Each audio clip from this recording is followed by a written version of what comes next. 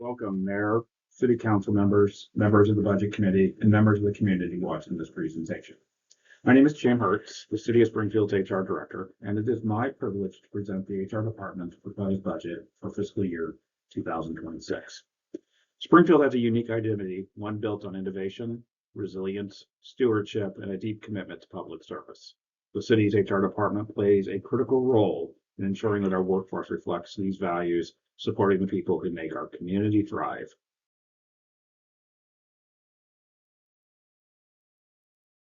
The city's HR department plays a vital role in attracting, retaining, and supporting the city's workforce, ensuring they have the resources and the support needed to serve our community effectively. In this presentation, we will outline our strategic allocation of resources, focusing on initiatives that enhance employee well-being, improve operational efficiency, and align with the city's long-term goals. This presentation will feature slide presentations from key members of the HR team, providing insight into our initiatives and the impact of our efforts on the city's workforce.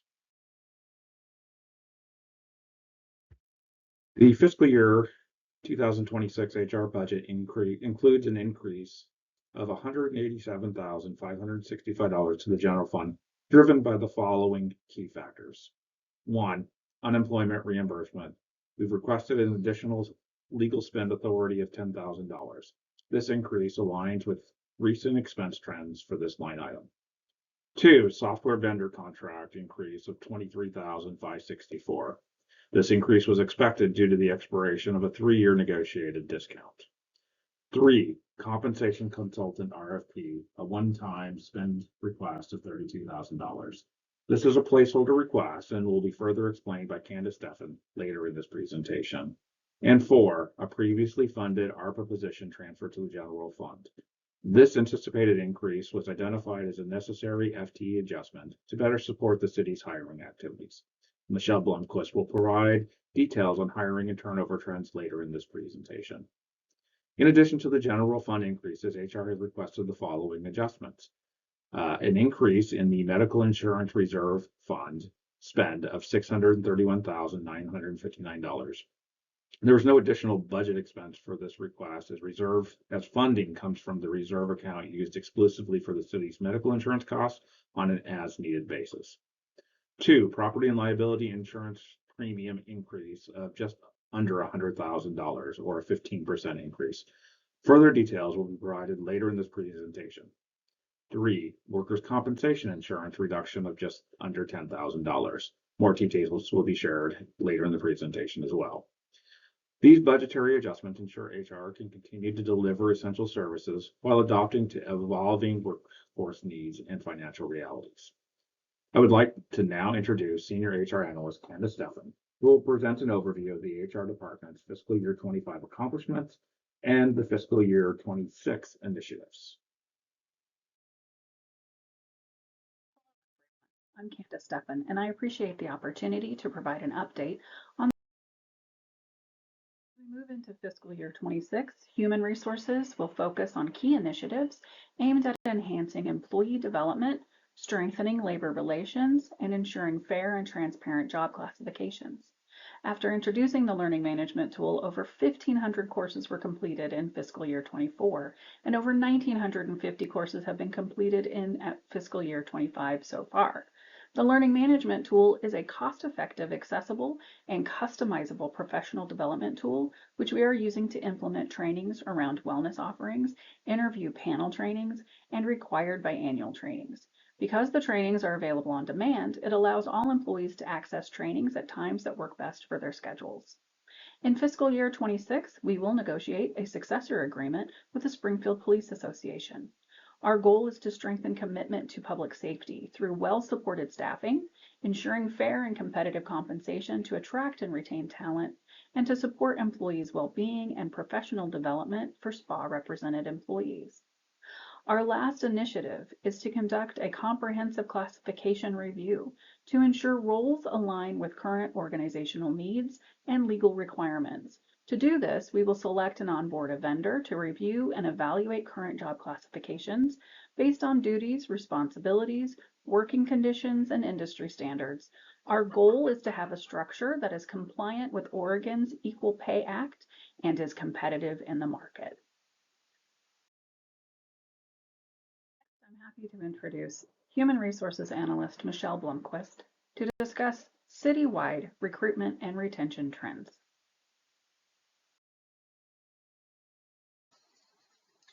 Good afternoon. My name is Michelle and I'd like to take a moment to review turnover trends. Citywide turnover increased slightly from 8.3 to 9.2% in the past year. We saw a decline in voluntary turnover, which suggests that our retention efforts and overall employee satisfaction has been improving. We have seen a significant rise in retirements from 9 to 20. This represents the second highest number of retirements we've seen since the COVID-19 pandemic in fiscal year 21. This increase in retirements presents a workforce challenge, and we will continue to focus on succession planning to maintain a stable workforce and to continue operations effectively. In this vein, HR will remain proactive in monitoring these trends and implementing data-driven initiatives aimed at ensuring workforce stability.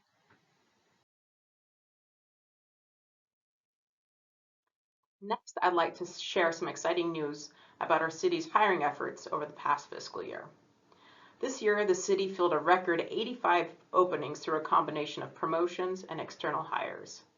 This is the first time since fiscal year 19 that we've filled more positions than were posted, marking a significant achievement in internal promotions and succession planning efforts. These success factors are attributed to a couple key factors. First, we added an HR resource to focus on recruitment, allowing us to streamline our hiring processes. Second, we implemented new wage rates for both SEIU and non-represented positions. This is completing the city's post-inflation wage adjustment. These changes played a crucial role in making our positions more competitive and attractive to potential candidates.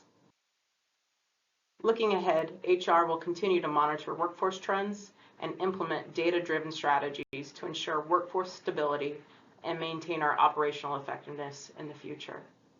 At this point, I'm excited to introduce Erin Fry, our Senior Human Resources Specialist, who will provide an overview of the city's workforce diversity initiatives.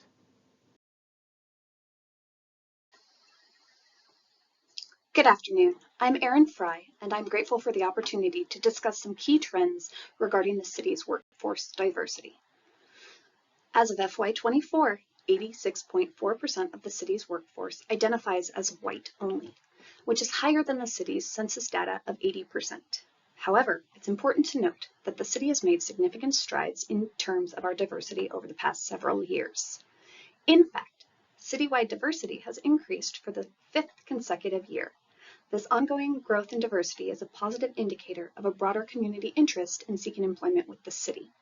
This upward trend suggests that recent recruitment efforts and community engagement initiatives are having a meaningful impact, helping to attract a more diverse pool of applicants.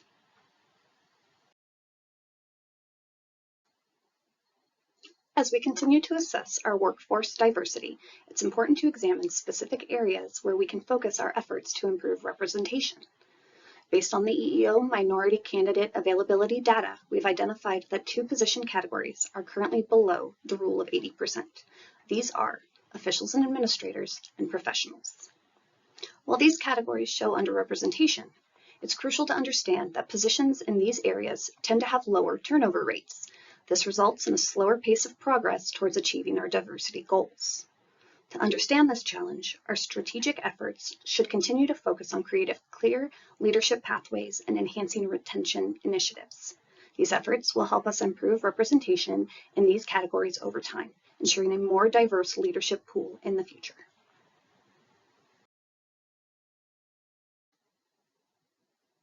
At this point, I am pleased to turn it over to Dee Dee Judd, Benefit and Leave Analyst, who will walk us through the first of the 3 insurance reserve funds, specifically the Self-Funded Medical Reserve Fund.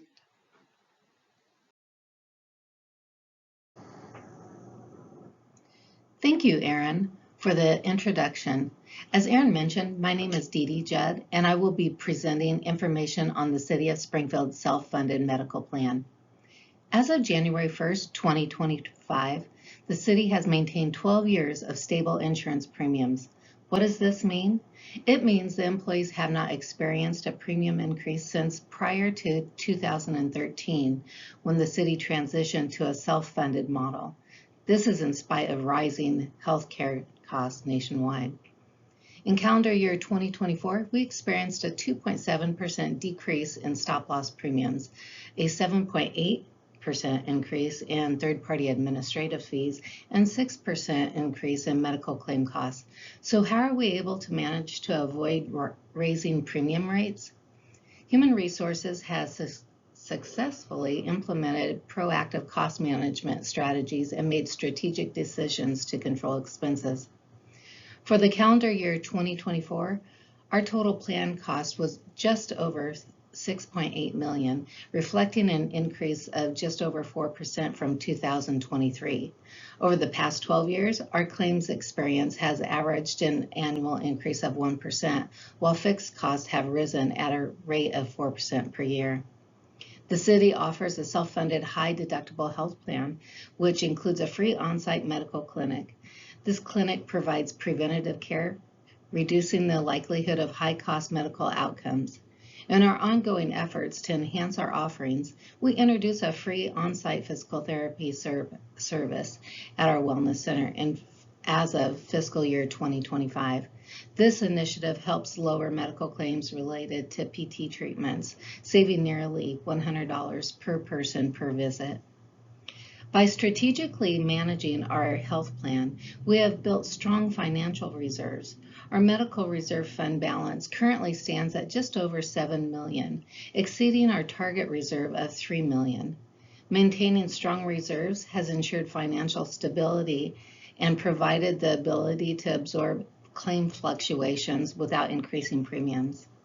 To summarize, through strategic cost management, innovative plan design, and a strong reserve position, the city continues to provide stable, cost-effective health care benefits while minimizing financial risk. Thank you for your time. I would now like to introduce Jamie Eboa, who will be discussing property and liability insurance as well as workers' compensation.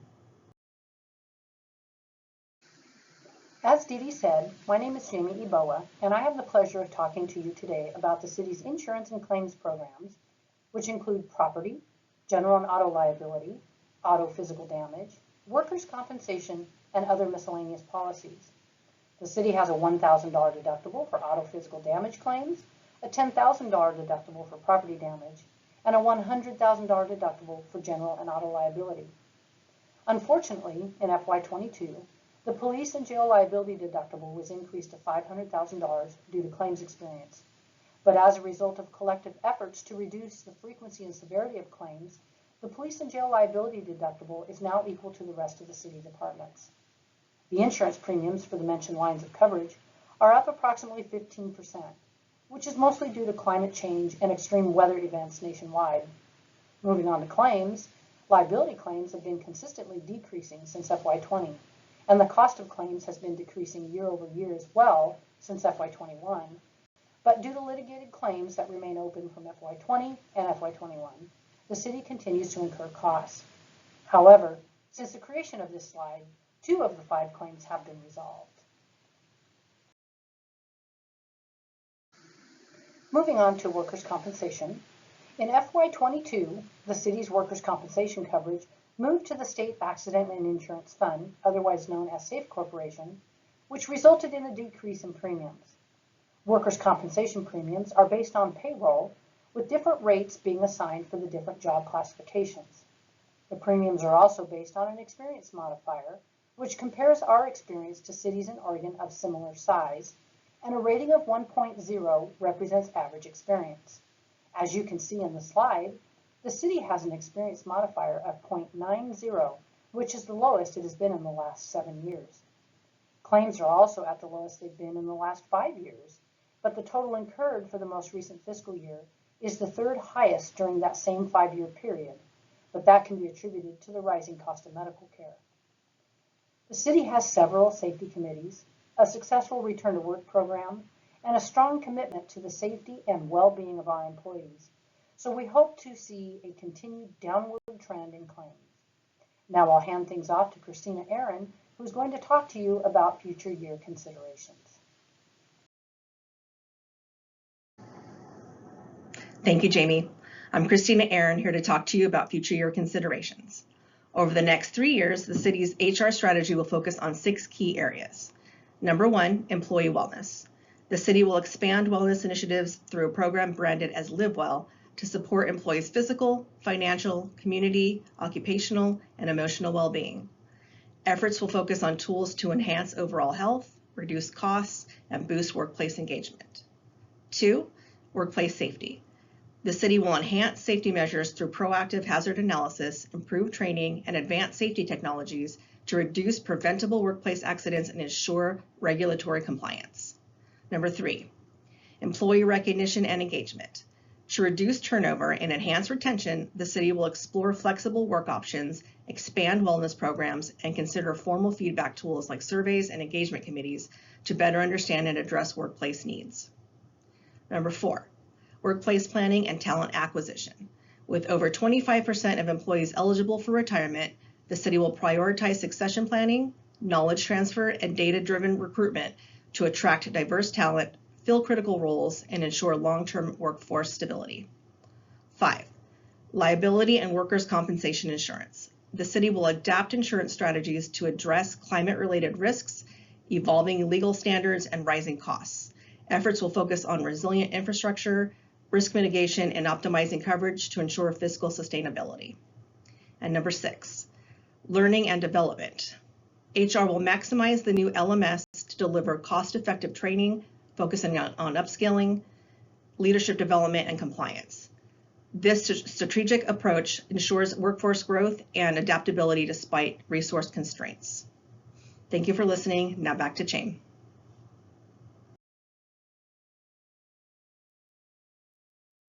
Thank you, Christina. In conclusion, the HR department remains committed to efficient, effective, and financially responsible workforce management.